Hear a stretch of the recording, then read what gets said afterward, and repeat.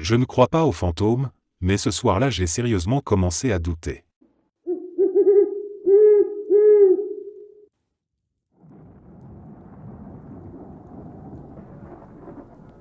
Nous étions vraiment paumés au milieu de nulle part, sur des terres du BLM au Colorado. On avait roulé pendant 1h30 sur une route forestière sans croiser âme qui vive. Depuis notre campement, on pouvait voir des phares et entendre des voitures à des kilomètres à la ronde. C'est pas le genre d'endroit où quelqu'un pourrait s'approcher sans se faire repérer. On avait 3 voitures et on était 8. On venait de finir de manger, on avait tout rangé, la nuit tombait, alors on est retourné aux voitures rapidement avant d'aller se coucher dans les tentes. Quelqu'un avait crevé le pneu avant droit des 3 voitures avec ce qui ressemblait à un cutter. Au début, on a tous cru à une blague, mais on a vite compris que non. On était tous terrifiés, vraiment paniqués, au point que c'était flippant à regarder. Heureusement, on avait des roues de secours, et un des gars avait une arme. On a changé les pneus pendant que ce gars montait la garde, puis on s'est tiré de là en vitesse. J'en fais encore des cauchemars parfois. Juste savoir qu'il y avait quelqu'un, probablement en train de nous observer, peut-être avec de mauvaises intentions, ça me donne encore la nausée. C'était au sud de Gypsum. Ce n'était absolument pas une propriété privée. C'était une route forestière balisée dans une zone de camping sauvage que j'avais déjà visitée plusieurs fois. On était 3 gars et 5 filles. Les gars étaient ensemble en train de cuisiner tout le temps avant qu'on découvre les pneus. Ce sont mes meilleurs amis, et ce genre de truc serait complètement hors de caractère pour l'un d'eux. Pour ceux qui se demandent pourquoi on n'a rien entendu, les voitures étaient garées à environ 30 mètres du feu et des tentes. Une voiture qui descend une route, c'est facile à entendre dans la nature. Un léger sifflement, lui, se perd dans le vent. On l'a entendu dès qu'on s'est approché. Les pneus étaient entaillés exactement au même endroit sur le flanc. C'est presque impossible que ce soit un objet sur la route qui ait causé ça. Et il n'y avait aucun réseau. On a appelé la police et les gardes forestiers dès qu'on a retrouvé le signal sur la route principale.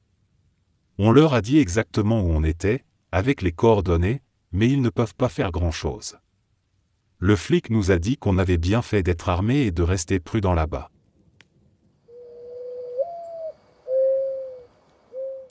Je sors souvent me promener très tard la nuit, donc j'ai vu quelques trucs étranges. Mais le plus flippant s'est passé il y a environ 2 mois. J'ai quitté la maison vers 1h30 du matin, et tout avait commencé comme une balade normale. J'ai erré un peu dans la ville jusqu'à environ 2 heures, moment où j'ai décidé de rentrer. Je reprenais le même chemin qu'à l'aller quand j'ai remarqué une camionnette noire qui descendait tranquillement la rue. Au début, je n'y ai pas prêté plus d'attention que ça. Mais j'ai commencé à m'inquiéter quand elle est repassée une 2e fois à côté de moi, toujours lentement. Je n'étais pas encore certain que c'était la même, alors j'ai continué à marcher, tout en gardant un œil ouvert cette fois. Et bingo, 10 minutes plus tard, la même foutue camionnette noire redescend la rue. Cette fois, j'en étais sûr, parce qu'elle n'avait pas de plaque d'immatriculation. Là, j'ai vraiment commencé à flipper, donc j'ai accéléré le pas. La fois suivante, la camionnette s'est arrêtée au milieu de la route, quelques maisons devant moi. J'ai fait demi-tour direct et je me suis mis à courir dans l'autre sens. J'ai pris plusieurs tournants, changé de rue, puis j'ai foncé dans le jardin de quelqu'un et me suis planqué derrière sa clôture. Et devine quoi? La même foutue camionnette est repassée dans la rue. Je suppose que comme ils ne m'ont pas retrouvé, ils ont fini par dégager. Mais j'ai attendu dans ce jardin pendant environ 20 minutes avant de courir jusqu'à chez moi et de pratiquement me jeter par ma fenêtre de chambre pour rentrer. Ce n'était pas vraiment une randonnée, plutôt une marche pour rentrer chez moi après le boulot, il y a pas mal d'années. En général, je finissais vers 19h, et mes trajets retour étaient tranquilles. Mais ce soir-là, j'avais pris une demi-garde pour dépanner quelqu'un et je n'ai fini qu'à 23h. Il y avait un petit sentier derrière des voies ferrées que je prenais pour éviter la circulation. Ce soir-là, j'ai vite compris que ces sentiers n'avaient rien à voir à 23h avec ce qu'ils sont à 19h. Je suis tombé sur un type allongé à côté de son vélo, en train de gémir. Sauf que ses gémissements sonnaient faux, comme un gosse qui prétend avoir mal au ventre pour pas aller à l'école. Un détail m'a frappé, son vélo était bien posé sur la béquille. C'était étrange qu'il prenne le temps de bien garer son vélo avant de s'écrouler au sol, soi-disant de douleur. Il m'a vu passer et m'a appelé à l'aide, mais j'ai préféré continuer mon chemin et rebrousser vers la rue. Au moment où je me retourne, j'entends soudain des bruits de mouvement derrière moi, et le gars hurle « Je vais te tuer, enfoiré !» Il saute sur son vélo et fonce droit sur moi. À ce moment-là, j'étais presque en haut de la pente menant aux voies ferrées, qui longeaient la rue. Je me suis mis à courir à fond, et en passant de l'autre côté des rails, j'entends un gros boom, il avait percuté les rails avec sa roue avant, s'était envolé par-dessus le guidon, et s'était éclaté par terre. Là, il s'est mis à gémir pour de vrai, en appelant sincèrement à l'aide. J'ai couru jusqu'à une station-service, utilisé une cabine téléphonique pour appeler la police et leur raconter ce qui venait de se passer. Ils sont arrivés, et un des flics m'a expliqué que ce type était une espèce d'idiot local qui fait ce genre de truc pour voler les gens. Apparemment, c'était pas la première fois qu'il le ramassait après qu'il se soit vautré en tentant de braquer quelqu'un. Je leur ai dit qu'il m'avait menacé de mort, et l'officier a rigolé. Le gars n'était même pas armé, et apparemment il s'est fait tabasser plus de fois qu'il ne peut en compter à force de sortir cette petite menace.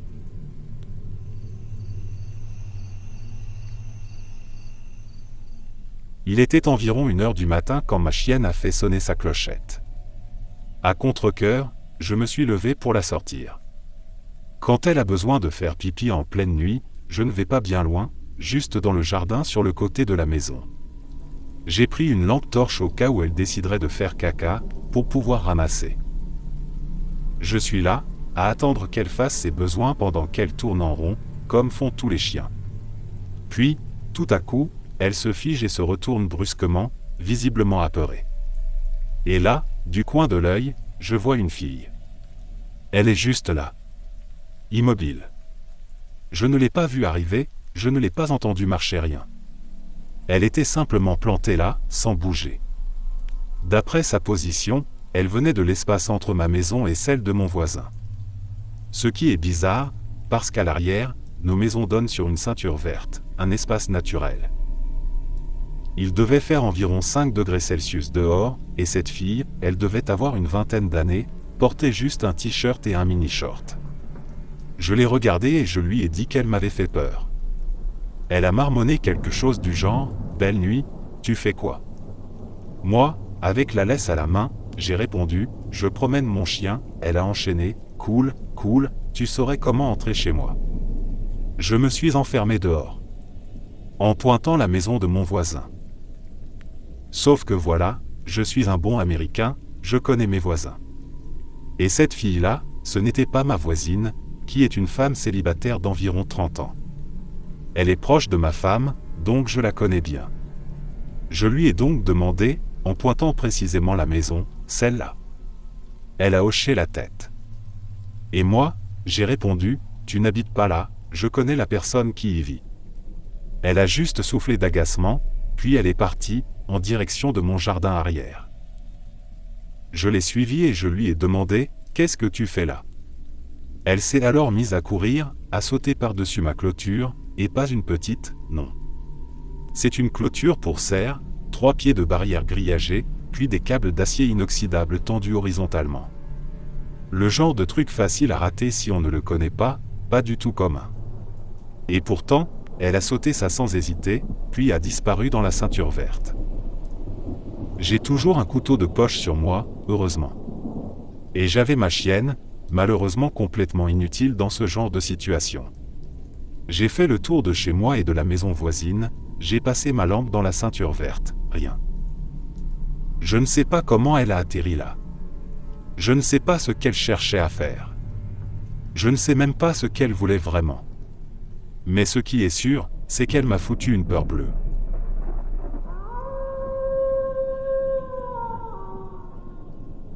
Je me promenais seul dans mon quartier, profitant de l'air frais et observant les étoiles. Il y avait un petit étang près de chez moi, avec un coin boisé, quelques arbres, un banc et une corde suspendue qui passait au-dessus de l'eau. Je me suis assis sur le banc pour admirer le ciel, quand j'ai entendu un bruissement sur ma droite, vers les arbres. D'où je viens, les ours ne sont pas rares, alors j'ai sorti ma lampe torche et j'ai balayé la zone du faisceau. Je n'ai rien vu. Ça m'a mis un peu mal à l'aise, donc j'ai gardé la lampe allumée et je suis resté alerte, mais j'ai quand même décidé de rester là, à réfléchir et à contempler le ciel. Je ne sais pas pourquoi j'ai fait ça, c'est exactement le genre de conneries qu'on voit dans les films d'horreur. Bref, quelques minutes passent, plus un bruit. Je commence à me détendre, je me laisse aller contre le dossier du banc, la lampe pointée vers le sol pour ne pas trop éclairer. Et là, dans ma vision périphérique, je remarque quelque chose dans un arbre. Je ne distingue pas bien ce que c'est, mais la branche bouge légèrement, et le bruit de bruissement recommence.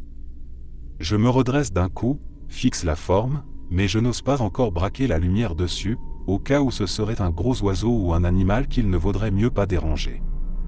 J'ai rarement eu aussi peur. Mon cœur battait si fort que je sentais un goût de sang dans la bouche. Je l'ai fixé pendant ce qui m'a semblé être une éternité. Elle a fini par s'arrêter de bouger, mais la forme, elle, était toujours là. Et comme les ours peuvent grimper aux arbres, je n'osais pas fuir trop vite non plus. Au bout d'un moment, j'ai trouvé le courage, ou plutôt les minuscules raisins de courage qu'il me restait, pour pointer ma foutue lampe vers l'arbre. C'était un homme. Un putain de mec. Perché dans l'arbre, accroupi comme un singe silencieux et nu. Il n'exprimait rien sur son visage, mais ses yeux étaient grands ouverts. Vraiment grands ouverts. Quand la lumière l'a touché, il a commencé à bouger, comme s'il allait descendre, mais j'ai pas attendu pour le vérifier. J'ai sauté par-dessus le banc et j'ai couru comme un dératé. J'ai filé jusqu'à chez moi, contourné la maison, et me suis enfermé par la porte arrière sans me retourner une seule fois. J'ai vérifié que toutes les portes et fenêtres étaient bien verrouillées. J'ai même vérifié le grenier. Depuis, je ne sors plus jamais seul.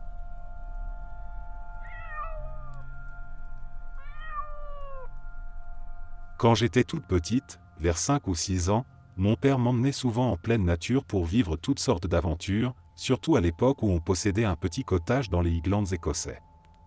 Mon père, c'est un mélange de gars irlandais et de laddie du Yorkshire, très vif et en forme, même s'il avait déjà autour de 55 ans à ce moment-là. Ce jour-là, il avait décidé qu'on allait faire une grande randonnée jusqu'en haut des falaises. J'étais ravi, surtout parce que ça voulait dire que j'allais avoir droit à un tour sur son dos pour 90% des passages difficiles. C'était une vraie expédition. Il voulait atteindre un des plus hauts promontoires pour qu'on puisse avoir une vue panoramique à 360 degrés sur les magnifiques prairies et la mer scintillante. Mais une fois arrivé sur le plateau du sommet, là où il n'y a plus que de l'herbe rase battue par le vent et où la vue porte à des kilomètres à la ronde, il s'est soudain figé. Quand on est enfant, ses parents sont comme des dieux, alors voir son père effrayé, c'est plus terrifiant que tout ce que notre imagination pourrait inventer. J'ai commencé à tirer sur sa manche en demandant « Quoi ? Qu'est-ce qu'il y a ?» Ma mère est épileptique et, enfant, j'avais déjà vu ses crises, alors j'ai cru que ça lui arrivait à lui aussi. Et j'étais paniqué, car on était en haut de cette immense falaise, seul, sans personne autour. Mais aussi vite qu'il s'était figé, il est revenu à lui. Il m'a soulevé comme un pompier et s'est mis à redescendre, sans dire un mot. Par-dessus son épaule, j'ai eu le temps d'apercevoir un grand objet jaune pâle planté dans le sol, comme un obélisque. Je sais maintenant que c'était un réfrigérateur. Plus tard, en grandissant, je lui ai reparlé de ce jour-là. Il s'est raidi immédiatement et m'a raconté qu'enfant, dans les années 50, lui et ses copains avaient trouvé un vieux frigo dans les bois. Et comme tous les enfants, il l'avait ouvert. À l'intérieur, il y avait un corps, un autre enfant, mort, sans doute coincé à l'intérieur et incapable de sortir. Mon père n'a jamais précisé le sexe de l'enfant, ce qui me laisse penser qu'il avait vu un corps très décomposé, voire un squelette. Mais je n'ai jamais osé creuser davantage. Je me souviens d'un épisode des Simpsons où Homer revit un trauma d'enfance en se souvenant avoir trouvé un cadavre. Mon père était très mal à l'aise en regardant cet épisode. Il s'est levé et est allé dans la cuisine avant même la fin. Mon père a vu des choses horribles dans sa vie, mais il refuse catégoriquement de reparler de cet enfant dans le frigo. Il n'a jamais raconté d'autres détails. Quand il m'a expliqué ça, je croyais que c'était ce souvenir d'enfance qui l'avait traumatisé et déclenché sa réaction ce jour-là. Je lui ai dit un truc du genre « Oh papa, c'est horrible, donc quand tu as vu le frigo là-haut, ça t'a juste ramené à ce souvenir d'enfance. » Il m'a regardé avec ses grands yeux bleus, et je n'oublierai jamais ce regard. Il a dit, d'une voix très basse, « Non, ami. C'est parce que c'était le même frigo. »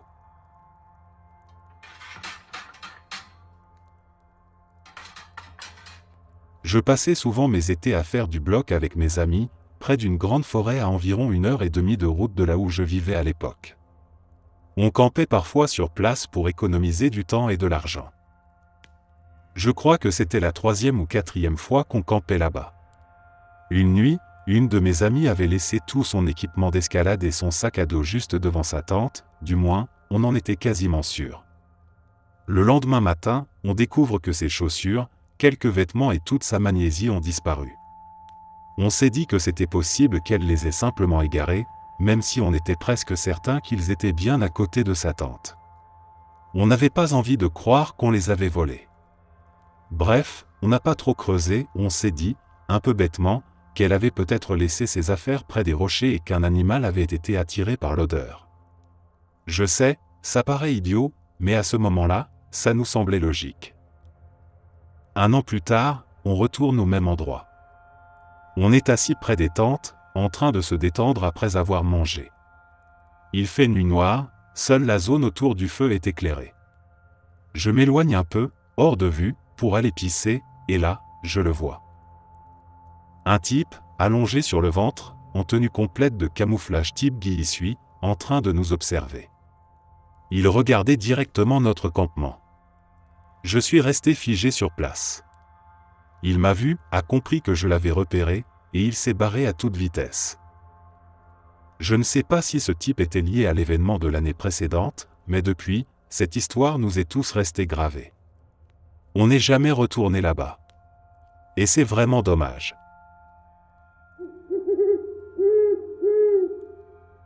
Il y a quelques années, avant qu'on se marie, ma femme et moi étions allés passer l'après-midi dans un parc d'État près de chez nous. On avait emporté un pique-nique et un hamac. On a installé le hamac dans les bois, mangé, puis on s'est endormis tous les deux, bercés par la forêt. Je me suis réveillé en sursaut quand ma femme m'a secoué doucement. Elle m'a fait signe de ne pas faire de bruit. Le soleil s'était couché, il restait une légère lueur dans le ciel, mais sous les arbres, on ne voyait plus grand-chose. Elle m'a chuchoté d'écouter. Silence total.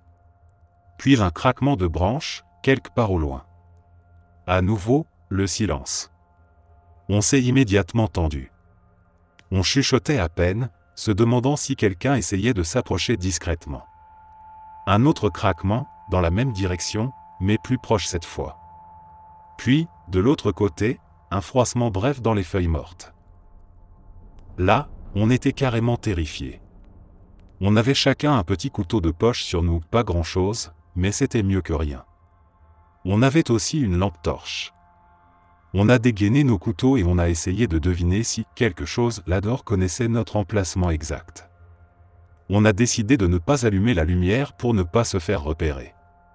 Peut-être qu'on pouvait courir jusqu'à la voiture? Et soudain, plusieurs pas rapides dans notre direction. Puis le silence, encore. Ma femme a craqué.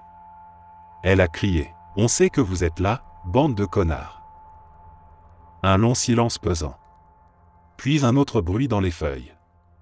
On en avait assez. On s'est préparé du mieux qu'on pouvait à se défendre, et on a allumé la lampe torche en direction du bruit. 3 cerfs ont détalé dans l'obscurité. Un peu honteux mais surtout soulagé, on a rassemblé nos affaires et on est reparti, sans autre incident.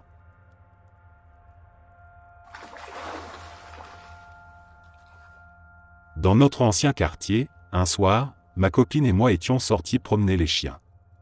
Elle est plus petite que moi, donc je gérais 2 des chiens pendant qu'elle s'occupait d'un seul, un ancien chien d'assistance.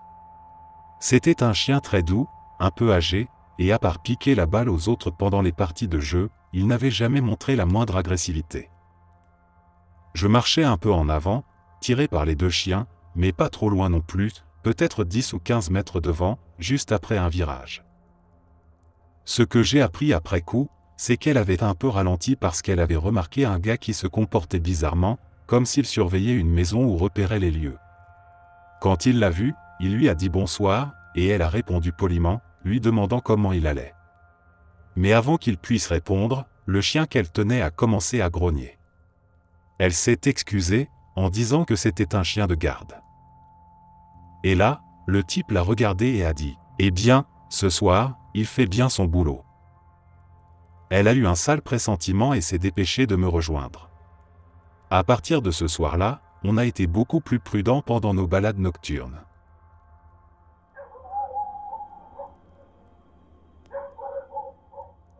Quand j'étais plus jeune, et franchement plus stupide, j'étais étudiant dans les montagnes du nord de la Géorgie. Mes amis et moi, on allait souvent faire de la randonnée de nuit sur les sentiers près du campus. À force, je connaissais bien les lieux, et j'étais à l'aise dans la nature, même en pleine nuit. Trop à l'aise, sans doute. Un soir, il y avait une pleine lune, la météo était parfaite, et la visibilité incroyable, tout baignait dans une lumière bleutée, pâle, presque irréelle. J'étais un peu défoncé, l'esprit aventureux, et comme j'adorais faire ce genre de trucs seul, j'ai décidé de partir en rando nocturne. J'avais une lampe torche, mais c'était vers 2002, donc pas de téléphone portable. J'ai choisi un sentier très facile, quasiment plat, une boucle d'1 kilomètre dans un coin reculé, mais pas totalement sauvage non plus. C'était rural, pas un parc national. Et honnêtement, pendant un bon moment, c'était magique. J'ai à peine eu besoin de ma lampe, juste la lune, le calme, et moi. Mais à un moment, j'ai commencé à ressentir une gêne étrange, cette sensation dans le ventre comme si quelque chose n'allait pas. Et presque instantanément après, j'ai entendu une voix d'homme. Ça venait de plus loin sur le sentier, quelque part dans les bois, peut-être sur la droite. Il pleurait. Je suis quelqu'un d'empathique, vraiment. Dans 99,9% des cas, si j'entends quelqu'un pleurer, j'ai envie d'aller voir, d'aider. Mais là, non. J'ai eu un nœud à l'estomac, une panique sèche, comme si mon corps entier disait non. Je me souviens avoir été à 2 doigts de lui répondre, mon cerveau me soufflant qu'il pouvait être blessé. Mais ma voix s'est comme bloquée, coupée avant même de sortir. J'ai su qu'il fallait que je reste absolument silencieux. Il pleurait comme quelqu'un qui venait d'apprendre la mort d'un proche, mais il y avait autre chose. Une manière de parler incohérente, des mots avalés, du charabia. Comme s'il n'était plus vraiment humain. Et derrière ça, un truc perçant dans sa voix, une tension, comme s'il retenait un hurlement depuis des heures. C'était sans fin. J'ai encore des frissons rien qu'en y repensant. Instinctivement, je savais qu'il n'était pas bien, et que si jamais il réalisait que j'étais là, il n'en sortirait rien de bon. J'ai rebroussé chemin, doucement, et c'était comme si mon oui était devenu un tunnel. Je n'entendais plus rien sauf ses pleurs. Chaque branche, chaque racine sur mon chemin me terrifiait à l'idée de faire un bruit. J'avais peur que son gémissement devienne un cri de rage, qu'il s'approche. J'étais en hypervigilance totale. Heureusement, les pleurs ont fini par s'estomper au fur et à mesure que je m'éloignais. J'ai atteint ma voiture sans encombre, mais jusqu'à ce que je claque la portière et que je verrouille les portes, j'étais convaincu qu'un espèce d'ermite fou allait sortir des bois et me sauter dessus. C'est seulement une fois au volant, sur le trajet de retour, que la panique m'a rattrapé. J'ai garé ma voiture sur le campus, et je suis resté assis dedans à respirer, à reprendre mes esprits. L'adrénaline est une saloperie puissante. Je n'ai jamais eu une seule seconde de remords d'avoir laissé ce type là-bas, seul, en train de pleurer dans les bois. J'étais peut-être un peu défoncé, oui, un peu, c'est important. Je suis toujours persuadé que ce soir-là, j'étais en réel danger. Ce n'est peut-être pas l'histoire la plus folle qu'on puisse lire, mais parfois, je ressens encore cette même angoisse viscérale en repensant à ce qui aurait pu se passer si la lune avait été moins lumineuse. Si j'avais allumé ma lampe, ne serait-ce qu'une fois. Il m'aurait vu, c'est certain.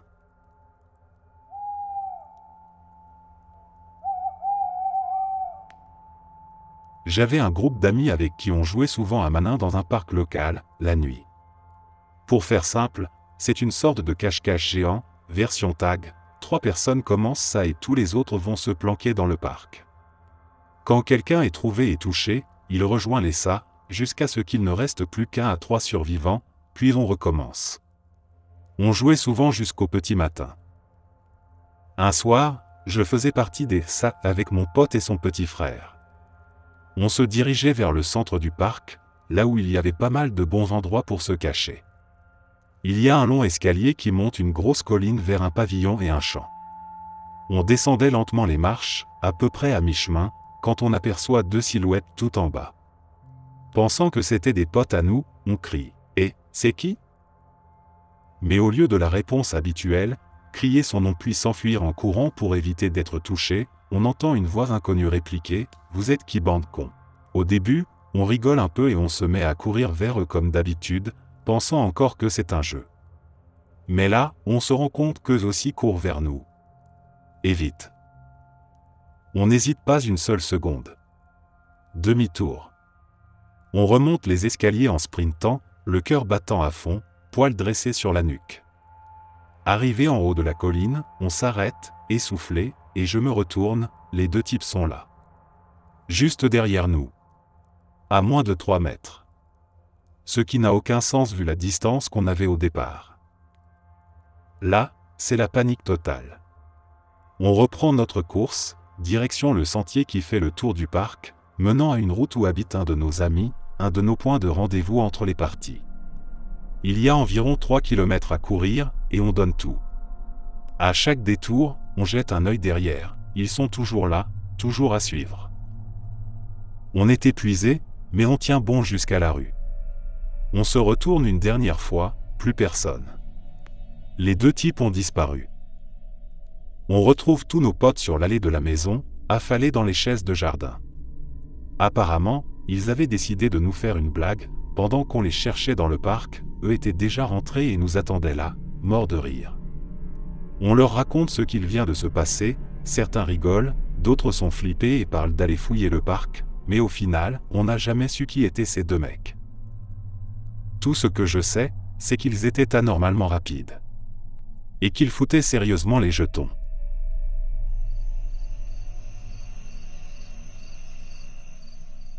Une nuit, mes amis et moi avons eu l'idée d'aller randonner jusqu'au sommet d'une petite montagne pour observer une pluie de météores. On était 4, tous autour de 16 ans, et on trouvait ça super cool comme plan. On a pris la voiture, on est arrivé au point de départ et on a commencé à grimper. On a fait une pause à mi-chemin, et c'est là qu'on a remarqué qu'un type nous suivait, en costume cravate. Sérieusement. Un gars en costume complet, seul, sur un sentier de montagne, en pleine nuit. C'était franchement bizarre. On a donc repris la marche, un peu plus vite, histoire de le distancer. Mais à la pause suivante, il était à peine 3 mètres de nous. On a pris notre courage à 2 mains pour voir s'il allait juste passer son chemin. Mais non. Il s'est arrêté, nous a demandé si on venait aussi pour la pluie d'étoiles, et s'il pouvait marcher avec nous. C'est déjà étrange, un trentenaire bien tassé en costard qui veut randonner avec 4 ados, mais on était trop jeunes pour vraiment savoir comment gérer ça, alors on a accepté. En continuant la montée, mon pote et moi avons vite remarqué qu'il marchait très près de notre ami, genre, tellement près qu'il aurait pu sentir son shampoing. Arrivé au sommet, on s'est assis pour observer le ciel, et lui s'est installé juste à côté d'elle, quasiment collé. Elle était mal à l'aise, ça se voyait. Du coup, j'ai improvisé un prétexte bidon pour dire qu'on devait redescendre plus tôt que prévu, et on s'est tous levés pour partir. On a presque couru sur le chemin du retour. De retour à la voiture, on pensait s'être débarrassé de ce type étrange. Mais non.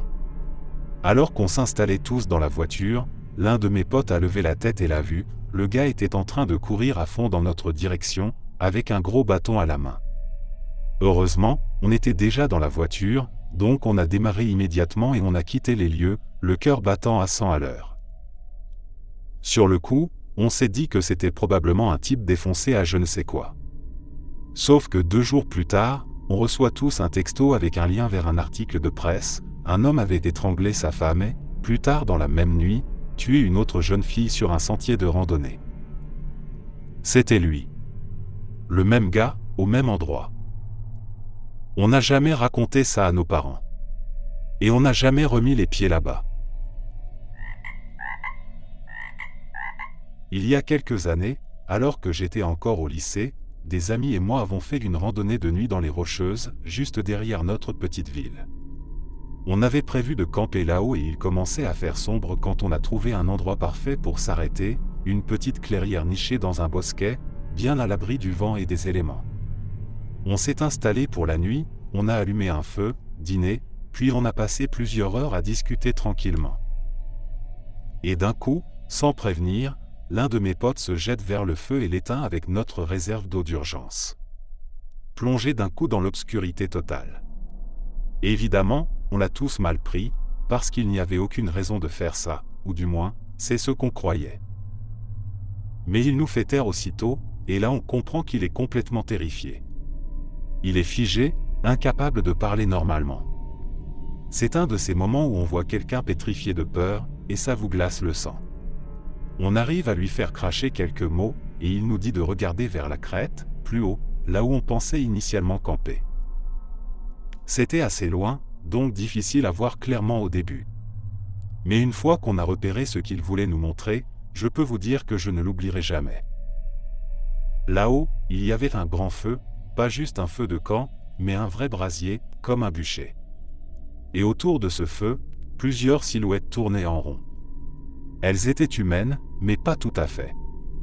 Leurs bras, leurs jambes, il y avait quelque chose de trop long, de trop mince, d'étrangement fluide dans leurs mouvements. On ne savait pas pourquoi, mais notre cerveau rejetait ce qu'il voyait. Elles tournaient lentement autour du feu, encore et encore, dans un silence total. Un de mes amis jure avoir entendu une sorte de chant ou de murmure, mais moi je n'ai rien entendu du tout. Il y en avait un, à l'écart, appuyé contre une branche au-dessus de sa tête, exactement comme une personne poserait nonchalamment le bras sur un mur. Sauf que cette branche, elle était bien trop haute pour qu'aucun de nous puisse l'atteindre, et je fais plus des 1m80. Ce truc aurait dû faire plus de 2 mètres. On était flippés, oui, mais pas au point de fuir. On s'est convaincu que c'était peut-être des scouts, ou des ados qui faisaient une mise en scène flippante. On a réussi à dormir un peu malgré tout. Le lendemain matin, on a continué notre marche jusqu'au sommet, puis on est redescendu par le même chemin. Arrivé au point exact où on avait vu les figures, on s'est dit qu'on allait jeter un coup d'œil. Le camp était vide. Abandonné. Mais il y avait bien eu un feu, des cendres, des traces de pas, et dans le foyer, un tas de petits os carbonisés, probablement des rongeurs. À côté, une pile de crânes, noirs de suie. Des crânes de souris, de rats ou de tamia, difficile à dire. Et là où se tenait la silhouette solitaire la veille? Du sang. Pas des litres, non, mais assez pour vous glacer. Et cette fameuse branche qu'il touchait? Elle dépassait tous nos bras levés. Ce truc devait mesurer au moins 2 m10. On a décampé aussi vite qu'on a pu. On a prévenu les rangers de la faune et de la flore. Leur réponse? Probablement juste des gamins qui faisaient les idiots. Rien d'inquiétant. Peut-être. Peut-être qu'on a exagéré, que l'obscurité et l'ambiance ont joué des tours à notre imagination. Mais le fait est que tous les 4, on a vu exactement la même chose. Et aucun de nous n'a jamais voulu remettre les pieds là-bas depuis. Je ne crois pas aux fantômes, ni aux trucs surnaturels. Mais ces montagnes, elles me foutent toujours une peur bleue. Et je ne m'en approcherai plus jamais. Tu peux ne pas me croire. Franchement, je m'en fous. Mais il y a quelque chose là-haut. Fantôme ou gamin fou, je veux pas savoir. Je veux juste rester loin.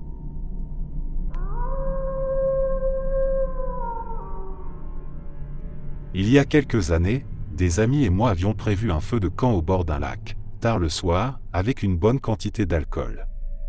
En arrivant, on a dû contourner une barrière pour accéder au site, et l'une des voitures s'est embourbée.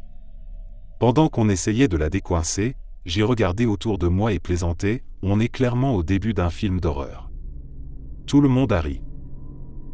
On a finalement libéré la voiture et poursuivi notre route jusqu'au lac. On s'est installé, le feu crépitait, la musique tournait, les bières coulaient à flot, tout allait bien. Jusqu'à ce qu'un type totalement inconnu sorte des bois, avec une bière à la main. Moi, direct, je me suis crispé. Les autres m'ont traité de parano, genre tu regardes trop de films d'horreur, détends-toi. Ils l'ont même invité à rester avec nous. Le gars s'est assis, juste à côté de moi, ou presque. Je me suis levé pour aller prendre une autre bière dans la glacière, j'ai vu la hachette qu'un pote avait apportée, sans trop réfléchir, je l'ai prise avec moi et je l'ai gardée à portée de main. Je me rassois, et là le mec me sort, l'air super calme. Je vois ta jugulaire, j'ai envie de la mordre. Je vous jure que j'étais prêt à me barrer sur le champ. Mais bien sûr, je n'avais pas conduit. Quelque temps plus tard, il ajoute qu'il aurait dû ramener sa tronçonneuse. Je décide de m'éloigner du gars, je m'assois de l'autre côté du feu, près d'un ami, je pose la hachette à côté de moi et j'essaie de faire comme si de rien n'était. Mais plus le temps passe, plus il sort des phrases bizarres. Alors, je tends la main discrètement pour récupérer la hachette. Elle a disparu. Je commence à balayer la zone du regard, discrètement, et là, je le vois. Le type me fixe depuis l'autre côté du feu, et il me fait un grand sourire avant de dire « Tu cherches ça ?» Et il lève la hachette. J'ai dit « Ok, c'est bon, je me tire d'ici. » J'ai réussi à convaincre un ami de me suivre, et on s'est tiré de là. Le lendemain, tout le monde me dit que rien d'autre ne s'est passé. Mais moi, j'en ai vu assez dans les films pour savoir que ça, c'était pas une ambiance normale. Je suis blanc, ouais, mais je suis pas Orion avec un mec chelou qui brandit une hachette et parle de tronçonneuse blanc. Jamais je prends ce genre de risque.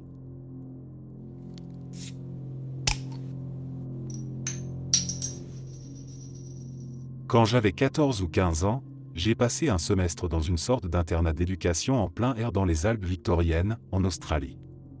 Chaque week-end ou presque, on faisait de longues randonnées en montagne, souvent sur 2 à 3 nuits, parfois plus. On avait entendu les profs et quelques locaux parler de soi-disant termites qui vivraient dans les montagnes, soit dans de vieilles cabanes de bétail, soit en se déplaçant de l'une à l'autre. On prenait ça pour des histoires à la con, des trucs pour nous faire flipper un peu, rien de sérieux. Mais il y a eu une rando, à la toute fin de l'hiver, qui m'a fait sérieusement changer d'avis. C'était une expédition de 4 jours dans une ambiance bien lugubre, froid, brouillard épais, tout gris, tout trempé. Le genre de climat qui te fait marcher en silence, la tête baissée, juste concentré sur tes pas. Dans les Alpes victoriennes, il y a ces anciennes cabanes de bergers un peu partout, les Katlemanutes. On les utilisait comme point de passage mais, par règlement de l'école, on ne dormait jamais dedans. On campait autour. Le deuxième jour, on marchait le long d'une crête super raide, dans une purée de poids complète. On ne voyait rien de la vallée, juste les pentes abruptes à gauche et à droite. J'étais en mode automatique, et tout à coup, du coin de l'œil, j'ai cru voir un chien noir, genre 50 mètres plus bas sur la pente. Ce n'était pas un dingo, c'était un chien noir de jet, avec un collier, genre border collie. Et à peine j'avais réalisé que c'était un chien, j'ai vu un homme derrière lui. Un mec avec une dégaine de sans-abri, qui nous regardait. Il se déplaçait entre les arbres, lentement, mais c'était clair, il nous observait. J'ai dit à mon pote ce que je voyais. Il l'a vu aussi, et il a flippé. Il a crié aux autres de regarder, mais en quelques secondes le type avait disparu dans le brouillard. Tout le monde a haussé les épaules, disant que c'était sûrement un randonneur du coin avec son chien. On a plaisanté en disant que c'était sûrement l'ermite, puis on a continué sans trop y penser. On a fini par arriver à l'une des cabanes. Comme d'hab, on n'y a pas dormi, mais on a installé notre campement autour. On a fait à manger, préparé nos sacs pour le lendemain, et la nuit est tombée. Je n'étais pas trop inquiet à propos du type de tout à l'heure, mais à mesure que l'obscurité avançait, je commençais à y repenser. À côté de la cabane, il y a une des toilettes sèches les plus emblématiques du coin, un vieux trône qui donne sur toute la vallée, une vue royale littérale. Le genre de chiottes qu'on respecte. Je suis allé m'y asseoir au crépuscule, juste pour me vider les entrailles et admirer le paysage. Mais là, j'ai commencé à avoir une drôle de sensation, comme un instinct viscéral, un frisson dans le dos. Les murs de ces cabanes, et des toilettes aussi, sont entièrement couverts de graffitis, de prénoms, de dates, de phrases débiles, si bien qu'on n'y prête même plus attention. Mais au moment où j'ai tendu la main pour prendre du papier, une inscription m'a sauté à la figure. En grosses lettres, grattées à même le bois. Cours, il arrive. J'ai jamais essuyé mon cul aussi vite. J'ai détalé jusqu'à ma tente, le cœur en vrac. J'ai raconté ça au pote avec qui je partageais la tente, celui qui avait vu le mec aussi, et là, on est tous les deux devenus hyper nerveux. On s'est allongés, figés, sans parler, écoutant chaque bruissement dans la nuit. Finalement, on a fini par s'endormir. Mais le lendemain matin, en sortant des tentes, c'était le bordel. Nos sacs étaient éparpillés partout. Les toiles extérieures de certaines tentes avaient été ouvertes. Nos sacs à dos, fermés par des boucles, bien attachés, avaient été ouverts. Nos provisions manquaient. Ce n'était pas un vomba ne sait pas dézipper des sacs et ouvrir des clips de sacs de rando. On a tous compris la même chose sans vraiment le dire, le type qu'on avait vu nous avait suivis. Et il s'était approché pendant la nuit pour voler notre bouffe. Franchement, c'est la chose la plus flippante que j'ai vécue de ma vie. J'ignore si c'était vraiment un ermite, ou juste un mec qui vivait là-haut en dehors des radars, mais ce n'était pas un campeur ordinaire. Et même si je ne crois pas aux histoires de fantômes, les montagnes, depuis ce jour, me foutent les jetons.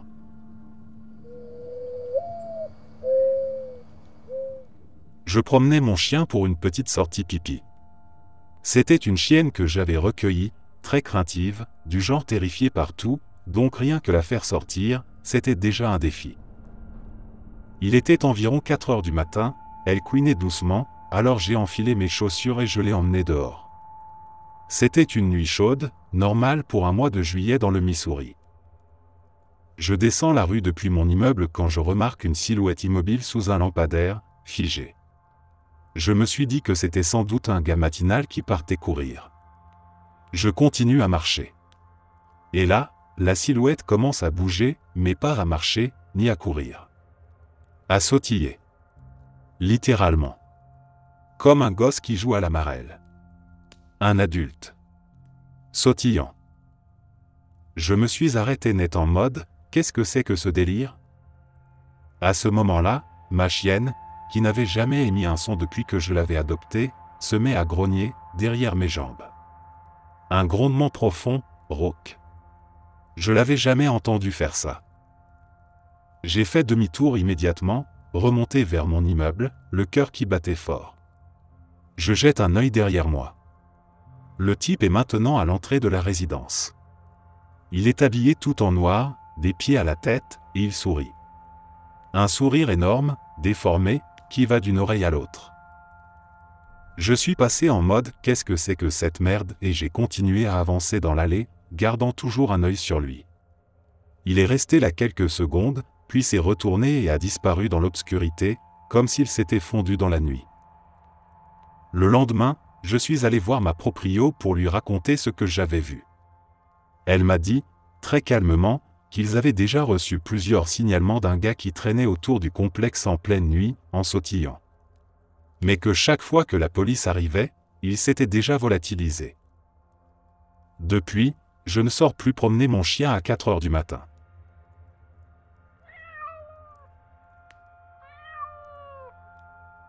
Parc national de Yellowstone, octobre 2015.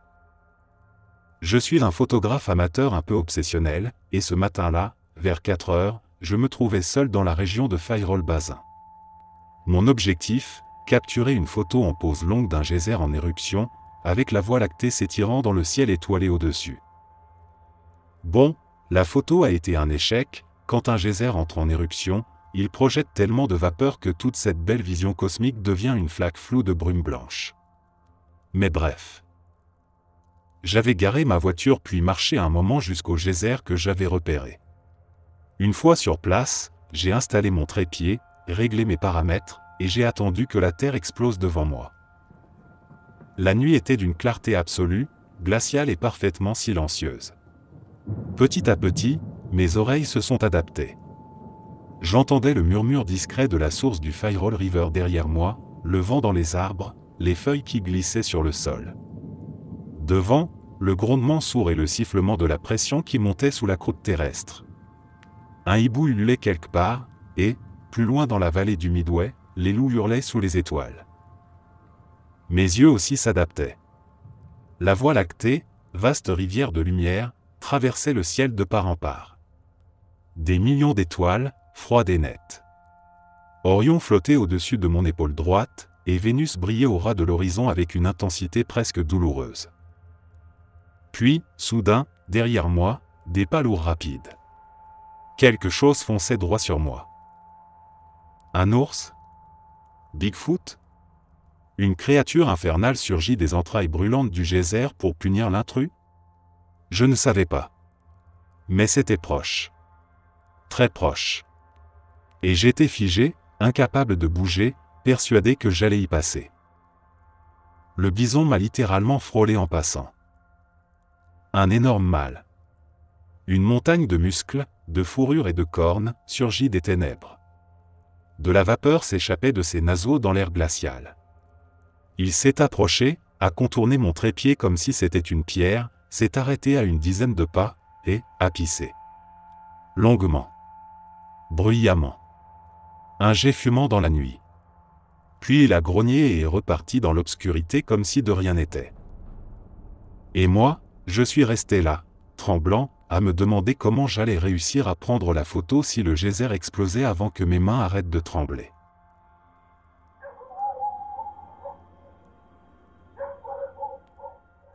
Il y a quelques années, j'étudiais à l'Université de Californie à Santa Cruz. Le campus est situé en plein milieu d'une magnifique forêt de séquoias, alors forcément, étant coureur, j'adorais faire mes runs sur les sentiers à travers les bois. Un jour, je suis parti un peu plus tard que d'habitude pour un footing sur l'un des sentiers les plus isolés. C'est là que les choses ont commencé à devenir vraiment étranges. J'étais à environ 15 minutes de course dans les bois, pas une seule âme croisée jusque-là. Et soudain, au détour du chemin, j'aperçois un homme. Il avait l'air sans abri, vêtu de haillons, le regard un peu perdu. Il marchait dans la même direction que moi, s'enfonçant plus profondément encore dans la forêt. Et comme le soleil commençait à se coucher, je me suis dit que ce type allait clairement passer la nuit là. Je voulais atteindre mon point de repère habituel avant de faire demi-tour, donc j'ai décidé de garder mes distances et de continuer à courir sans m'arrêter. Mais en passant à sa hauteur, il s'est tourné vers moi et m'a crié « Qu'est-ce qui est venu en premier, la lumière ou le son ?» Dans ma tête, j'étais genre ok ce mec est dérangé, mais j'ai quand même décidé de répondre, peut-être par instinct, ou pour ne pas l'énerver, alors sans me retourner, j'ai crié « La lumière !» Il a répondu « Moi je pense que c'est le son, mais qui sait ?» Puis il s'est mis à marmonner dans sa barbe, à moitié inaudible. Je suis allé jusqu'à mon point habituel, puis j'ai fait demi-tour. Là, il faisait vraiment sombre, et je commençais à stresser à l'idée de devoir repasser devant ce mec. Il me mettait franchement mal à l'aise. J'arrive à l'endroit où je l'avais vu la première fois, mais plus personne. Il avait disparu. Le sentier ne bifurquait nulle part. Donc s'il était retourné sur ses pas, je l'aurais croisé. Il avait dû s'enfoncer hors du sentier. Et ça, c'était pire. Et là, soudain, une voix de femme crie depuis la colline surplombant le chemin.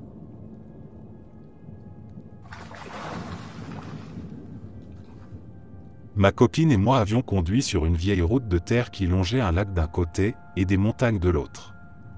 On cherchait un endroit encore inexploré pour randonner. La route de terre est devenue un sentier, puis a été complètement avalée par la forêt. Une fois que le chemin est devenu impraticable en voiture, on est sorti et on a marché un bon moment, puis on a commencé à revenir vers la voiture alors que le soleil se couchait. C'était galère de faire demi-tour avec la voiture, mais j'y suis finalement arrivé et on est reparti. On roulait lentement parce que la route était pourrie et que la nuit tombait vite. Soudain, on est arrivé à une bifurcation qu'on n'avait pas vue à l'aller. Ni l'un ni l'autre n'avions idée s'il fallait aller à droite ou à gauche, donc j'ai choisi au hasard, en espérant que les deux chemins mèneraient à la route principale. En passant un léger virage, nos phares sont tombés sur un homme en train de traîner un grand sac de sport de type hockey hors du sentier, vers la forêt. Dès que la lumière l'a touché, il s'est figé complètement. Traverser à côté de lui a semblé durer une éternité, parce qu'on roulait à peut-être 8 km/h à cause de l'état de la route. Ma copine et moi n'avons pas dit un mot avant d'être bien loin de lui, et là on s'est regardé, genre, c'était quoi ce bordel? Et ensuite, la route s'est arrêtée. Comme à l'endroit où on s'était arrêté plus tôt, la forêt avait avalé cette portion du chemin. On allait devoir faire demi-tour, et repasser devant le gars avec le sac de sport de taille humaine. J'ai dit à ma copine de boucler sa ceinture et de bien s'accrocher, parce qu'au moindre problème, j'allais appuyer à fond. On est arrivé à l'endroit où se trouvait l'homme, et il n'était plus là. On a finalement retrouvé le bon chemin et on s'est tiré de là. Le plus étrange dans tout ça, c'est qu'il n'y avait aucun véhicule dans un rayon de 80 km dans un sens comme dans l'autre. On l'aurait vu s'il y en avait eu un. On était allé aussi loin que possible dans les deux directions, et il n'y avait aucun endroit pour se garer. Comment est-ce qu'il est arrivé là? Où est-ce qu'il allait? Qu'est-ce qu'il y avait dans ce sac?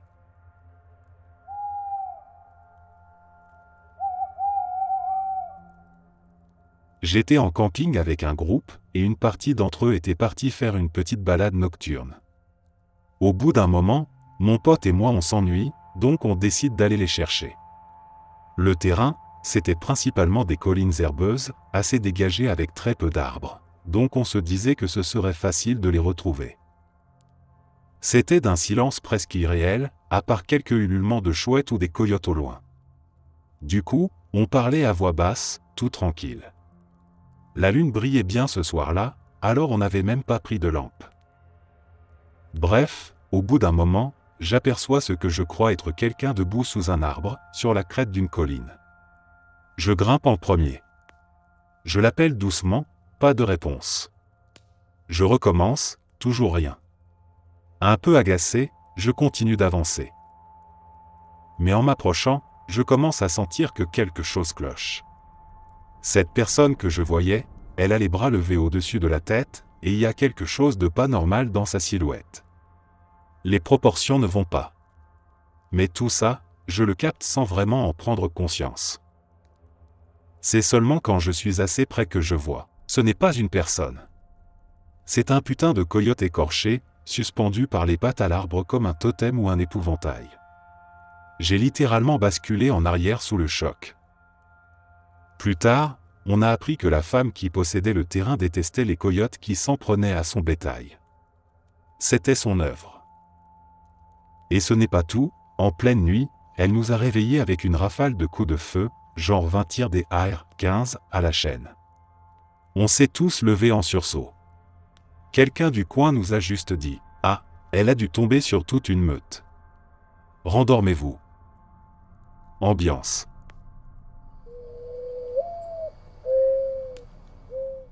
Il y a environ un an, je me baladais dans un parc naturel local. C'est un grand espace, situé juste à côté d'un bras de rivière assez large. J'ai l'habitude d'y aller à vélo parce qu'il y a plein de descentes, de sauts et de bosses pour faire du VTT, mais ce jour-là, ou plutôt cette fin de journée-là, c'était bizarre. Tu vois cette sensation quand tu sens qu'il y a quelque chose dans l'air? Je faisais mes trucs comme d'habitude, et j'ai réalisé que le soleil commençait à se coucher. Pas encore la nuit, mais la lumière baissait clairement. Il n'y avait pas grand monde ce jour-là, presque personne. Et toute la journée, j'ai eu cette sensation désagréable d'être observé. J'arrive à une descente que je connais bien, qui passe juste à côté d'un long escalier. Je m'aligne, je prends de la vitesse, je saute, et là, j'entends un cri, un hurlement énorme. Un mélange de rugissements rauques et de cris d'oiseaux, complètement irréel. Mes mains ont vacillé sur le guidon, mais j'ai réussi à finir la descente sans tomber. Je freine net en bas et me retourne vers le haut de la pente. Et là, il y a quelqu'un.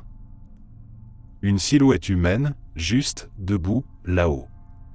Il portait un jean en denim et un genre de robe ou de manteau bizarre, presque tribal, avec des plumes accrochées dessus, complètement en lambeaux. Il me fixait. Sans aucune expression. Juste un regard vide et intense. Au bout de 10 secondes, il a ouvert grand les yeux, puis il a hurlé à nouveau le même cri abominable, strident, guttural. J'ai flippé ma race. J'ai tourné les pédales et j'ai foutu le camp. Le trajet de retour prend environ 10 minutes à travers des sentiers sinueux, avec de petits ponts en bois qui passent au-dessus de ruisseaux. Et je te jure, j'ai entendu ce cri encore 4 fois. Chaque fois un peu plus proche. Et toujours, personne autour. D'habitude, il y a toujours des gens, des couples, des retraités avec leurs chiens. Mais là, c'était vide. Comme si le parc entier m'avait été laissé, juste pour moi, ou pour lui. Je suis retourné là-bas 2 fois depuis. Et chaque fois, je suis incapable de me détendre. Impossible de profiter comme avant. Mon instinct me dit juste non. Un jour, je pense que je vais rassembler quelques potes de mon équipe de hockey, y retourner avec du monde, et voir si on peut comprendre ce qui s'est passé. Mais je te le dis franchement, je ne veux plus jamais entendre ce cri. Je faisais de la rando dans un parc du centre de la Floride, il y a environ 3 ans. Le terrain, c'était de la broussaille assez dense, du genre à ne voir que le sentier droit devant soi. La végétation montait jusqu'à la poitrine de chaque côté. J'étais à environ 3 km de l'entrée du sentier, il était aux alentours de 19 h. Il me restait une bonne heure de lumière. Mon plan, c'était de poser le camp dès que je trouverais une clairière. La première clairière sur laquelle je tombe, il y a une tête d'alligator en plein milieu, posée dans un cercle de pierre. Ça datait probablement de 2 ou 3 semaines, juste un crâne sec, encore recouvert d'écailles. Plus de tissu mou. J'en avais déjà vu, laissé par des braconniers, et d'habitude je n'y prête pas attention. Mais là, je sais pas, ça m'a donné une drôle de vibration. Alors j'ai continué. 15 minutes plus tard, je suis encore plus loin dans la brousse, et j'arrive sur une autre clairière de bonne taille.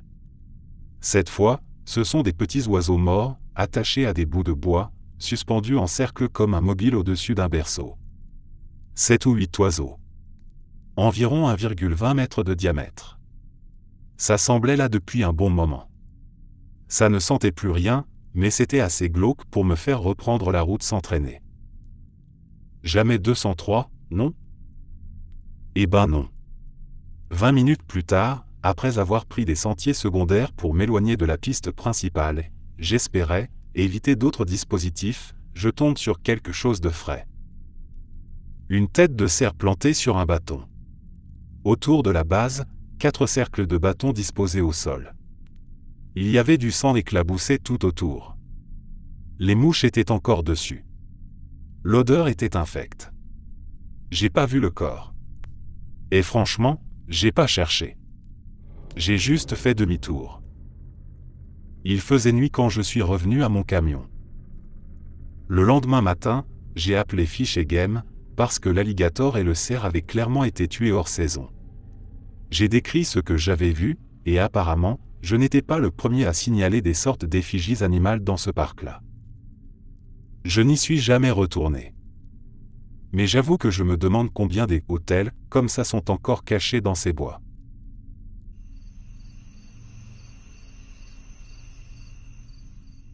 J'ai passé de nombreuses nuits à randonner dans des déserts et des montagnes, et je n'ai jamais ressenti la moindre gêne, jamais vu quoi que ce soit de vraiment étrange, jusqu'à ce que je lève les yeux. Je faisais une rando nocturne vers des pétroglyphes, pas très loin de Durango, dans le Colorado. J'étais seul. Il m'a fallu environ 1 heure pour atteindre le site, et il était un peu après minuit quand je suis arrivé. J'ai pris un moment pour observer les gravures, puis je me suis assis sur un rebord et j'ai sorti un peu de saucisson d'été et ma flasque de whisky. Je lève les yeux vers le ciel, et là-haut, vraiment haut, je vois un point blanc qui se déplace rapidement. Je connais, j'ai déjà vu ça, probablement la Station spatiale internationale ou un satellite. Alors je le regarde tracer sa route à travers le ciel, en me disant que c'est quand même super cool. Puis, d'un coup, le point change de direction nette. Comme s'il faisait demi-tour. Mon cerveau essaie de trouver une explication. Peut-être qu'il y avait 2 satellites, et j'en ai confondu un avec l'autre. Mais alors, ça recommence. Le point repart dans l'autre sens, cette fois sur une trajectoire un peu différente. Je me suis carrément levé et j'ai dit à haute voix, « C'est quoi ce bordel ?» Je ne suis pas expert en astronomie, mais je sais reconnaître quand quelque chose ne colle pas. Mon esprit voyait quelque chose qu'il ne devrait pas voir. Et ensuite, j'ai ressenti une vague de malaise, de dread, comme une alerte instinctive, brutale, inexplicable. C'était étrange, pas de bruit, pas de mouvement autour, juste cette sensation viscérale. Il faut que je parte. Le point a disparu dans le ciel. Et moi, j'ai rebroussé chemin, direction mon camion, sans me retourner.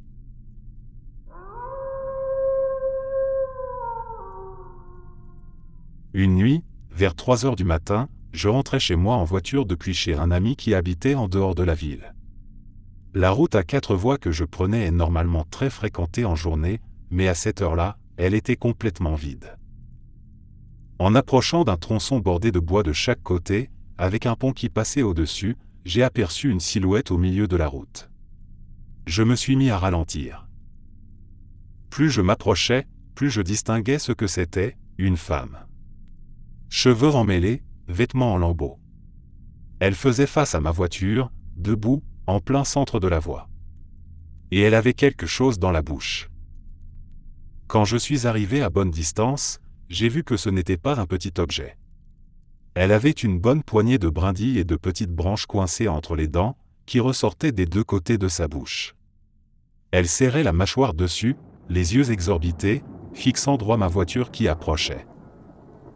Je sais que ça peut paraître idiot, j'étais dans une voiture, fenêtre fermée, en mouvement, mais j'ai laissé échapper un petit cri.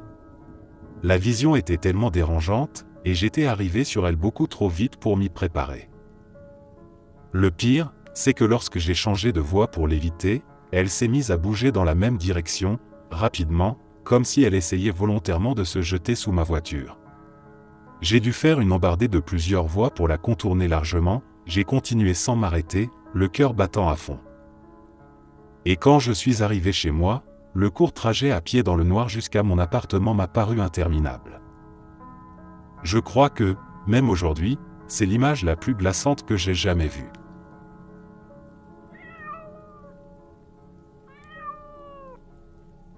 C'était une journée 12 de décembre en Nouvelle-Angleterre, et ma copine de l'époque et moi avons décidé de faire une petite randonnée en soirée dans un parc d'État du coin.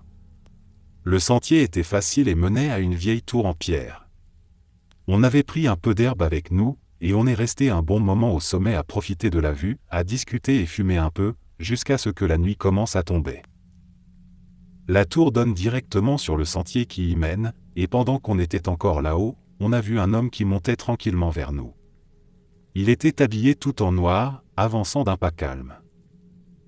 Comme j'étais ado à l'époque, et un peu défoncé, j'ai rangé mon matos rapidement, histoire de rester discret.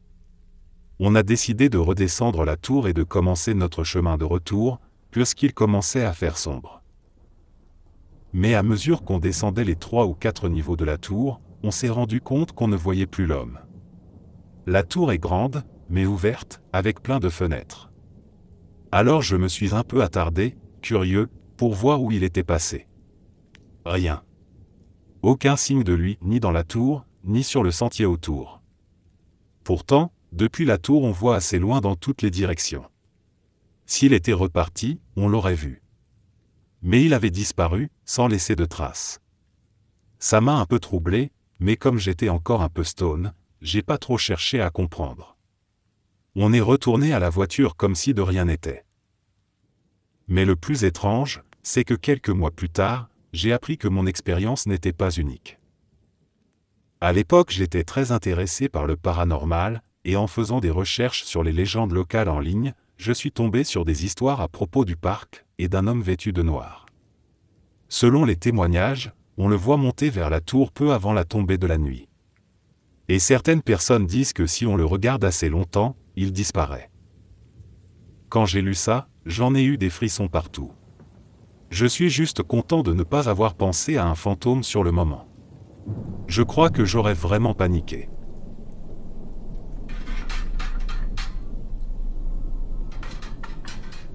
C'était en été, vers la tombée du jour. Je campais avec mon père dans un terrain isolé, perdu au milieu de la nature. Juste à côté du campement, il y avait un lac tranquille, et mon père et moi avions pour habitude de tracer notre propre chemin à travers la forêt qui bordait l'eau, car si l'on allait assez loin, on pouvait découvrir une magnifique cascade, cachée entre les arbres.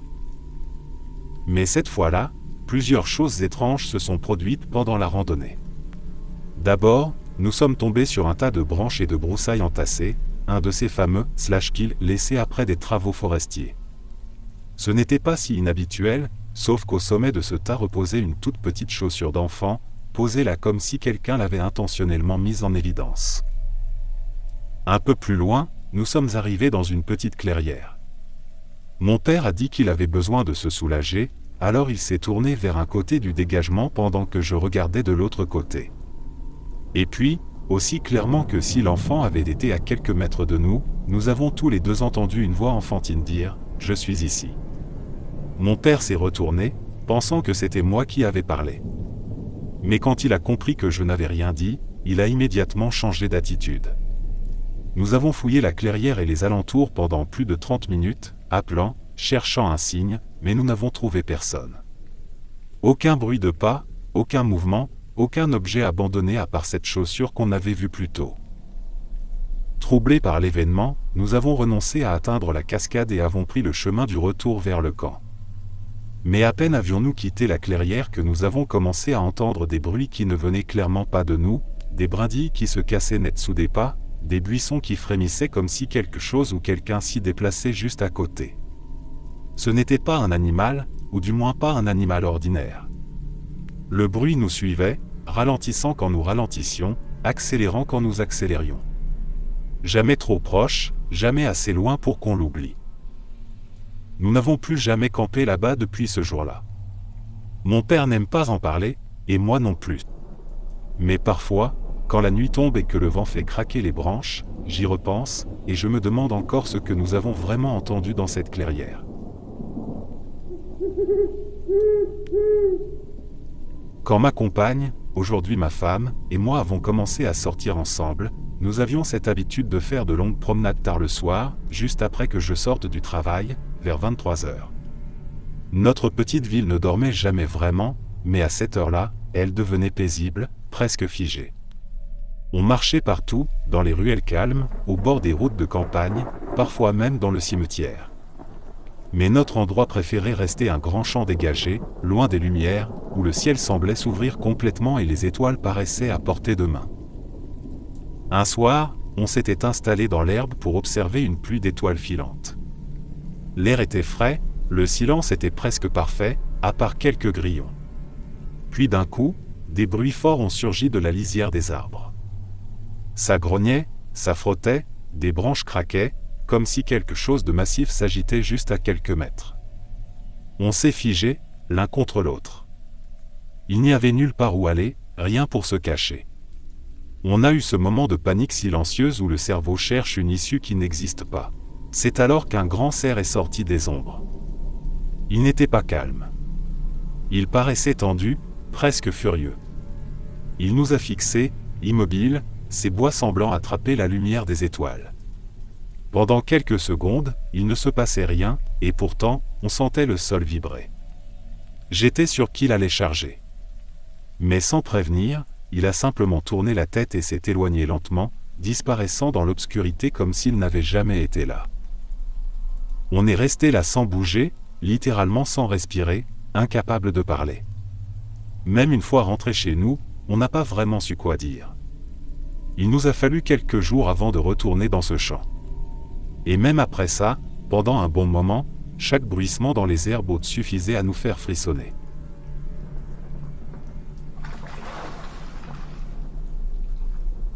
Ce n'est pas ce que j'ai vu qui m'a troublé, je n'ai rien remarqué d'inhabituel.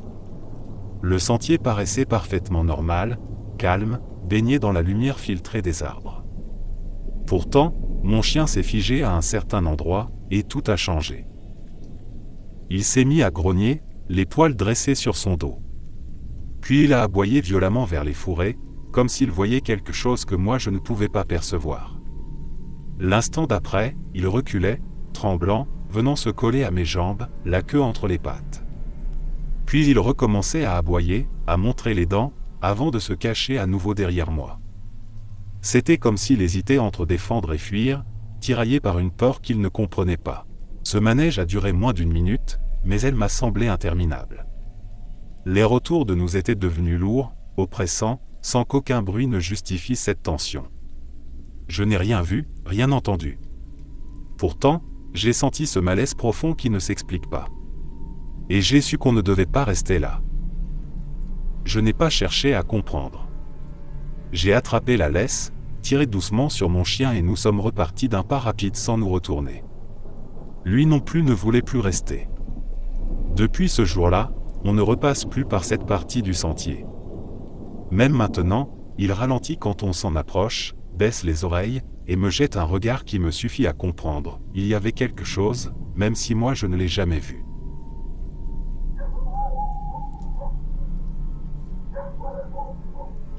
Je fais souvent des randonnées dans les bois qui entourent ma ville. Parfois, je pars si tard que je me retrouve à regarder le soleil se lever à travers les branches, quand tout est encore silencieux et que le monde semble suspendu dans le temps. Mais la chose la plus étrange que j'ai jamais vue s'est produite au beau milieu de la nuit, alors que j'étais profondément enfoncé dans la forêt. Ce n'était pas un animal ou un bruit étrange, mais quelque chose de bien plus inattendu. En pleine nature, j'ai découvert ce qui ressemblait à un petit bidonville, comme une sorte de campement construit à la hâte. De petites cabanes bricolées avec des morceaux de tôle rouillés, des bâches, des draps déchirés tendus entre des arbres. Il y avait même un foyer, un cercle bâti autour d'un vieux pneu noirci par les flammes, avec un feu encore allumé, crépitant doucement. Mais ce n'était pas ça le plus troublant. Le vrai malaise venait du silence. Il était bien après minuit, et l'endroit était désert.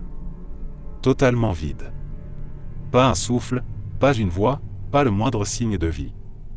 Pourtant, tout montrait que quelqu'un, ou plusieurs personnes, avaient passé du temps ici.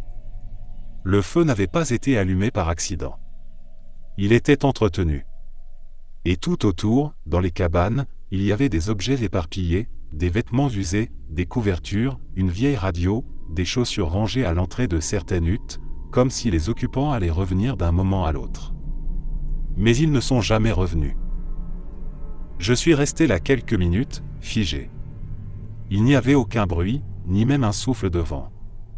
C'était comme si l'endroit avait été abandonné en pleine action, sans explication. J'ai fini par faire demi-tour, lentement, sans courir, mais avec cette sensation pesante dans le dos, comme si quelque chose m'observait depuis l'orée des arbres. Je suis repassé par là quelques jours plus tard, en plein jour cette fois. Il ne restait plus rien. Aucun abri, plus de feu, même pas de traces de pas. Juste de la terre retournée, comme si la forêt elle-même avait effacé ce que j'avais vu.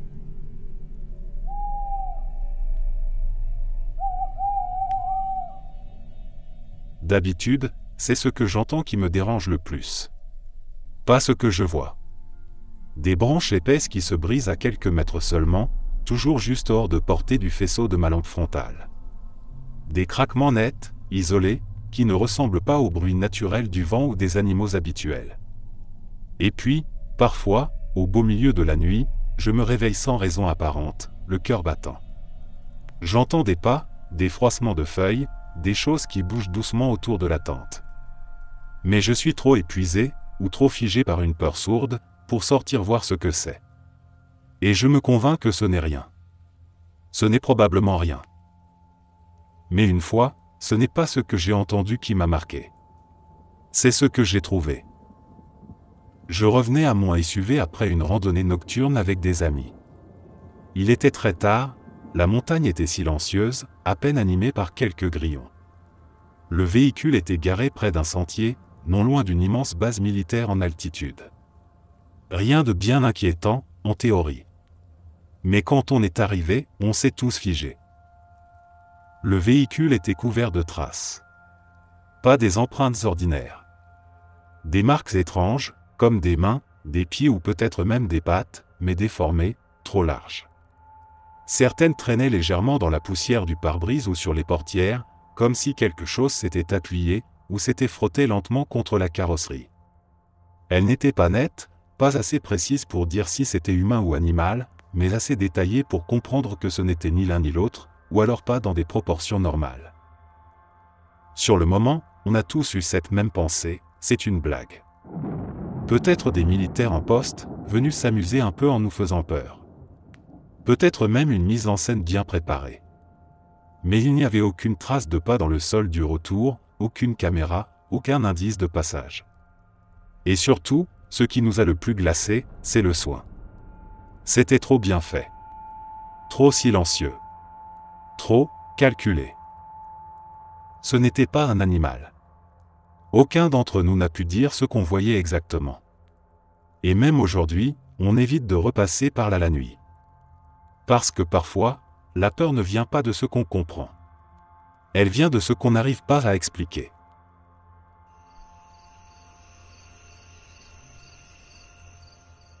Je suis allé en voiture jusqu'à un parc pour faire une randonnée nocturne en montagne, oui, pas l'idée la plus brillante niveau sécurité. À peine arrivé, sans même avoir coupé le moteur, j'ai eu cette sensation étrange, comme un poids invisible posé sur mes épaules. L'impression nette que j'étais observé. Il n'y avait aucune autre voiture, aucun bruit, rien qui justifiait vraiment ce malaise. Pourtant, il était là, immédiat. Je me suis dit que je devenais juste un peu parano.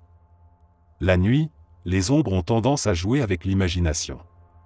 Mais par réflexe, j'ai tourné la tête vers la droite, en direction d'un petit renflement de terrain à une 50aine de mètres. Et c'est là que je l'ai vu. Au début, j'ai cru que c'était un arbre tordu ou une souche bizarre. La forme était haute, mince, à peine déformée par l'obscurité. Mais ensuite, j'ai vu ses bras. Ils ont bougé, lentement. Et il n'y avait aucun vent. Aucun son. Juste ce mouvement délibéré, précis, comme si la chose là-haut réalisait que je l'avais vu et décidait de rester parfaitement immobile. À ce moment-là, ce n'était plus une silhouette passive. C'était quelqu'un. Quelqu'un qui m'observait, planté là à me fixer, attendant que je descende de ma voiture. Peut-être pensait-il que je continuerais ma route à pied, que je m'enfoncerais seul dans la forêt où il n'y aurait plus ni lumière, ni témoin, ni sortie facile. Je n'ai pas réfléchi. J'ai mis la voiture en marche arrière et je suis reparti aussitôt, sans ralentir, sans regarder dans le rétroviseur. Depuis ce soir-là, je n'ai plus jamais mis les pieds dans ce parc une fois la nuit tombée. Et parfois, quand je pense à y retourner, l'image de cette silhouette figée revient dans ma tête. Pas pour me faire peur. Juste pour me rappeler qu'elle attendait. Il était environ minuit. On était dans une clairière avec des tables de pique-nique, au cœur d'un grand parc que beaucoup de gens traversent en randonnée ou pour camper, mais à cette heure-là, c'était complètement désert. Aucun bruit, aucune lumière autre que celle de la lune. J'étais là avec mon copain de l'époque, et disons qu'on s'était un peu laissé aller sur une des tables, profitant du calme, un peu trop confiant dans le fait que personne ne traînait dans les parages. J'étais tourné vers la rivière, vaguement éclairé par le reflet de la lune. Lui faisait face à la lisière noire des arbres. Soudain, en pleine action, il s'est figé. D'un ton bas, sec, il a murmuré, « Il y a un homme qui vient vers nous. » Je n'ai rien dit, j'ai juste tourné la tête. Je n'ai pas vu de visage. Juste une silhouette, un mouvement. Un t-shirt blanc, seul élément visible, qui s'approchait rapidement depuis la ligne des arbres. Aucun bruit de pas, aucune parole. Juste cette forme humaine fonçant droit sur nous sans hésitation. Je n'ai pas attendu d'en voir plus. Mon instinct a pris le dessus. J'ai sauté de la table, attrapé mes affaires à moitié, et je me suis mis à courir sans même regarder derrière. Je savais que mon copain allait suivre, et il l'a fait. Il ne m'a jamais demandé pourquoi j'avais fui aussi vite, parce qu'il l'avait vu lui aussi. Depuis ce soir-là, j'ai complètement abandonné l'idée que la forêt soit un endroit romantique après minuit. Peu importe la lune, le silence ou l'intimité apparente, certaines choses n'ont rien à faire là, et quand elles s'invitent, il faut juste partir sans poser de questions.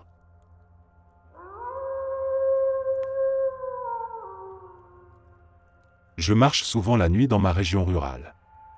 C'est devenu une habitude, presque un rituel. J'y ai croisé des ours noirs, des coyotes, des lynx, des cerfs agités, toute la faune possible, et jamais rien de tout ça ne m'a vraiment inquiété. J'ai appris à reconnaître les sons, à lire les signes, à garder mes distances. Mais il y a eu une nuit, une seule, où j'ai eu vraiment peur. Et ce n'était pas à cause d'un animal. Ce soir-là, je marchais tranquillement, mon chien trottant à mes côtés. Je portais mon gilet réfléchissant comme toujours. Le silence était habituel, calme. Et puis j'ai entendu une voiture s'approcher. Un petit pick-up noir. Jusque-là, rien d'inhabituel. Sauf qu'il était couvert de stickers arc-en-ciel, de licornes, de cœurs brillants.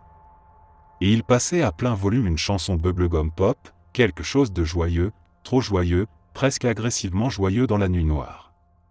En passant, le véhicule dégageait une odeur sucrée, esséurante, comme de la barbe à papa trop chaude. La première fois, il a légèrement dévié de sa trajectoire en me frôlant, assez franchement pour que je doive sauter de côté. Je n'ai pas paniqué. Je me suis dit qu'ils avaient peut-être été surpris de me voir. Un malentendu.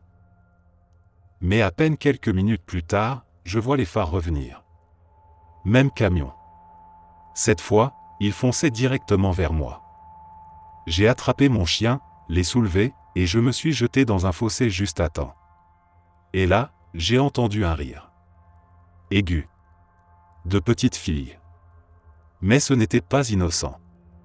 C'était tordu, déformé, comme une comptine chantée sur un ton hystérique.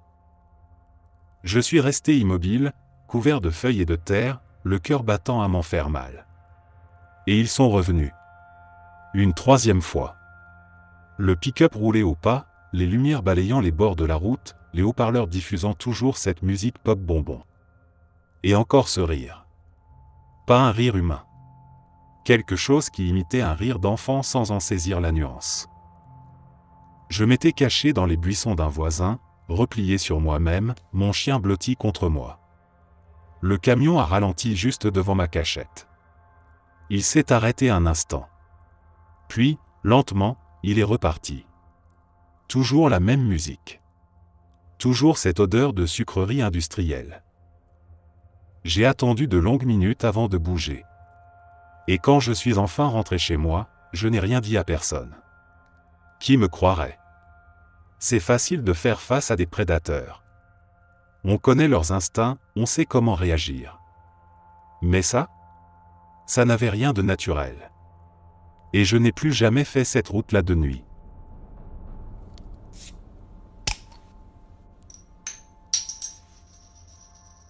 Je tiens à préciser avant tout, je ne crois pas aux fantômes. Un soir, je rentrais chez moi à travers les bois après avoir pêché presque toute la journée. J'avais décidé de rester dehors très tard pour essayer d'attraper quelques poissons-chats dans un coin d'eau local. J'avais à peu près 13 ans à l'époque, et j'étais resté de loin plus tard que d'habitude.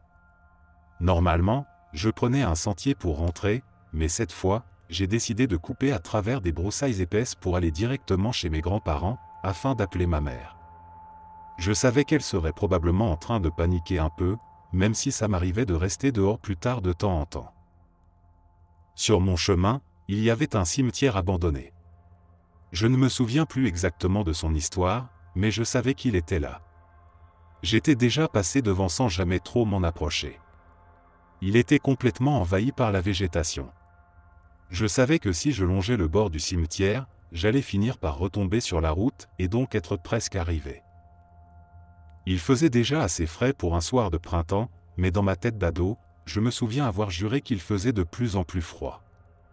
Je voyais même ma propre haleine, et je trouvais ça étrange à ce moment de l'année. Il y avait presque pleine lune, donc c'était une nuit assez lumineuse, mais dans les bois, c'était encore sombre. Le cimetière, lui, était dégagé, sans arbres, donc bien éclairé. En m'approchant, j'ai remarqué que le sol était recouvert d'un léger brouillard, et j'ai vu quelqu'un dans le cimetière. Sur le coup, ça ne m'a pas semblé bizarre, un simple promeneur, pensais-je. Je me suis fait discret et j'ai marché un peu plus dans les bois pour ne pas me faire repérer. Je ne savais pas qui c'était, donc je voulais l'éviter. Je me suis caché derrière un arbre et j'ai perdu la personne de vue un instant. Quand je suis repassé de l'autre côté, elle avait disparu. Bizarre, parce que j'étais resté caché quelques secondes tout au plus. Je n'avais rien entendu. Pas de pas, pas de mouvement. J'ai continué à marcher, un peu tendu, en regardant autour. Non loin du cimetière, il y avait une sorte de vieille grange délabrée, ou du moins ce qu'il en restait. En m'approchant, j'ai vu quelqu'un à l'intérieur. Une femme, probablement dans la cinquantaine. La lumière de la lune la faisait paraître incroyablement pâle. Elle semblait creusée. Mais je n'entendais rien. Aucun bruit de pelle, aucun son venant d'elle. J'étais à peut-être 10 mètres. Je l'ai vue s'arrêter, puis elle a disparu derrière des débris. J'ai décidé que j'en avais eu assez, et j'ai foncé vers la route. En marchant, je cherchais des yeux pour voir où elle était passée, rien. Comme si elle s'était volatilisée. J'ai continué jusqu'à atteindre la route.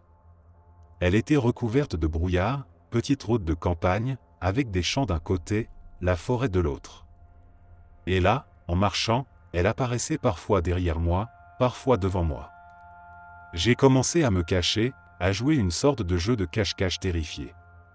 Chaque fois que je l'apercevais, c'était seulement dans la lumière de la lune, près de vieux vestiges de maisons ou de granges. Toujours aussi pâle. Jamais un bruit. Dès que j'ai dépassé cette portion de route, avec les fondations de maisons et de bâtiments anciens, elle a complètement disparu. Et tout d'un coup, il faisait plus chaud. Ça m'a glacé le sang, et je ne suis jamais repassé par là.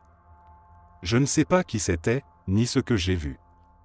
J'en ai parlé à mon oncle, pensant que quelqu'un cherchait peut-être à profaner des tombes. Il est allé voir, mais il m'a dit que rien n'avait été touché. Ils ont tous pensé que j'avais inventé. Mais rien que d'écrire ça, ça me file encore la chair de poule. Je sais que c'était probablement quelqu'un qui fouinait dans le coin. Mais ce dont je me souviens, n'avait rien de normal. Ce silence, cette façon qu'elle avait de se déplacer autour de moi sans que je la voie. À un moment elle était juste derrière moi, et l'instant d'après, devant. Je ne crois pas aux fantômes mais ce soir-là, j'ai sérieusement commencé à douter.